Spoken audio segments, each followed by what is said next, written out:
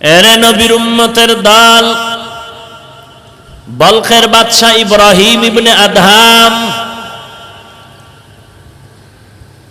রাজকীয় পোশাক পরে রাজ সিংহাসনে বসে বলখের দেশ পরিচালনা করতেছেন। বলখের বাদশাহ ইব্রাহিম মখমলের চাদর আবৃত করে ঘুমায়। একদিন ঘটনা ঘটে গেল, বান্দা ঘুমিয়ে আছেন, চতুর্পার্শ্বে প্রহরীরা পাহারা দেয়। হঠাৎ করে ছাদের উপরে কে যেন হাঁটার আওয়াজ কানে আসতেছে। সজাগ হয়ে তাকাইলেন, কেউ নাই। আওয়াজ দিলেন, কে তুমি? কানের মধ্যে জবাব আসলো, আমি এক আগন্তুক গোলাম। এই গভীর রাতে তুমি এখানে কি চাও? বলে, আমার হারানো একটি ঘোড়া আমি তালাশ করি ছাদের উপরে। আকেলারা পেশা খামুশি বুয়াদ, পেশায় জাহেল ফারামুশি বুয়াদ। আকলমান যারা, বুদ্ধিমান যারা, এরা চুপ থাকে আর ইশারায় অনেক কিছু বুঝে ফেলে। আকলমান যারা, এদের জন্য অনেকের বুদ্ধি আছে, আকল আছে, কিন্তু হক লাইনে চালায় না, বাতিল পন্থায় চালায়। অন্তরের মধ্যে বক্রতা।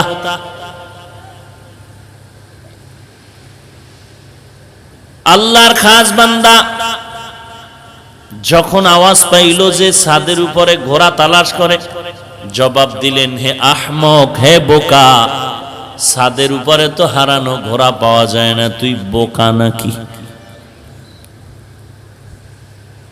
গাইবি আওয়াজ আসলো, রে আমি যদি বোকা হইতো তুমি সব থেকে বড় বোকা, কারণ আমি গরিব। আমার হারানো ঘোড়া যদি আমি ছাদের উপরে না পাই, ইব্রাহিম, তুমি রাজকীয় চাদরে ঘুমাইয়া তুমি মালিক আল্লাহকেও পাবে না। হঠাৎ করে কাটা গায়ে লবণের ছিটা লাগলো, মাথা গরম হয়ে গেল। কে বলল, কি বলল? তারে ধর। প্রহরীরা চতুর্পার্শ্বে পাহারা দেয়। ডাক দিয়া বলে, তাকায় দেখো ছাদের উপরে কেউ আছে নাকি? বলে, কেউ নাই। আল্লাহর বান্দা ভাবনার সাগরে পড়ে গেলেন। চিন্তা করে, কি শুনলাম, কে কি বলল জানি না, এই বলার মধ্যে কোনো ইশারা আমার দিকে আছে কিনা একটু চিন্তা করা দরকার। কারণ এই চিন্তা করার মেধা, জ্ঞান আল্লাহ শুধুমাত্র মানুষকে দিয়েছেন, আর কোনো পশুকে দেন নাই। এই জন্য মানুষ আল্লাহর কাছে সব থেকে বড় দামি। মানুষ গবেষণা করবে, চিন্তা করে করে আল্লাহর পরিচয় নিবে, আল্লাহর কুদরত দেখে দেখে আল্লাহর মোলাকাতের আশায় থাকবে। কিন্তু যেই মানুষটা মানুষত্ব হারাইয়া চিন্তা ভাবনা বাদ দিয়া খায় আর ঘুমায়, খায় আর ঘুমায়, ঘুমার মধ্যে ঘুম আর খানা দ্বারা কোনো চিন্তা নাই, 24টা ঘন্টা খানার চিন্তা, নামাজে দাঁড়াইয়াও বান্দা দুনিয়া দুনিয়া জিকির করে, ওই বান্দা সম্পর্কে আল্লাহ বলেন, এই বান্দার মধ্যে আর রাস্তার কুকুরের মধ্যে কোনো ব্যবধান নাই, বরং এই কুকুরের থেকে এই বান্দা বড় খারাপ। কারণ এই কুকুরকে মালিক বেতন দেয় না, কিন্তু মালিকের জন্য কুকুর পাগল, মালিকের জন্য পাগল। গরুটা চতুষ্পদ জন্তু, মালিক বেতন দেয় না, বরং মালিকের থেকে এত বেত্রাঘাত কষ্ট করে নিজের পেটের, নিজের শরীরের সমস্ত শক্তির তৈরি করা ভিটামিন, দুধ বাচ্চাকে না দিয়া সব মালিকের দিয়া দেয়। এই মালিকের জন্য এত পাগল গরু, এরপরও মালিক গরুটারে কিছুই দেয় না, বেতের বাড়ি।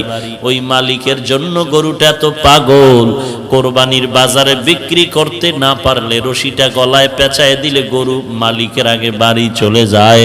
যদি বিক্রিও করে ফেলে, নতুন মালিক রশি ধরে টানে বাড়ি যেতে চায় না, কারণ পুরান মালিকের সাথে একটা গভীর সম্পর্ক হয়ে গেল। এখন 2-3 জনে বেত দিয়া বাড়ি দিয়া এরপর অনেক কষ্ট করে নতুন মালিকের বাড়ি নেয়। বাড়ি নেওয়ার পর লম্বা একটা রশি দিয়া গরুটারে বেঁধে ঘাসের মধ্যে যখন বেঁধে রাখে, গরুটা 1 সপ্তাহ পর্যন্ত ঘাসের মধ্যে মুখ লাগায় না। আন্দাজ করে পুরান মালিকের বাড়ি তাকায়া চোখের পানি ফেলে কাঁদতে থাকে। गर्व सूरत आदमी इंसाबुदे अहमदो बू जहलो हम एक साबुदे आदमीरा आदमियत लाजिमास औदेरा गर्बु नबाशुद है जमास। তাহলে যেই মানুষটার গরুটার কর্মসূচি কি? খাওন আর ঘুম, আর কোনো চিন্তা নাই। খানা পাইলেই সারলো। কারখানা তদন্ত করার সুযোগ নাই।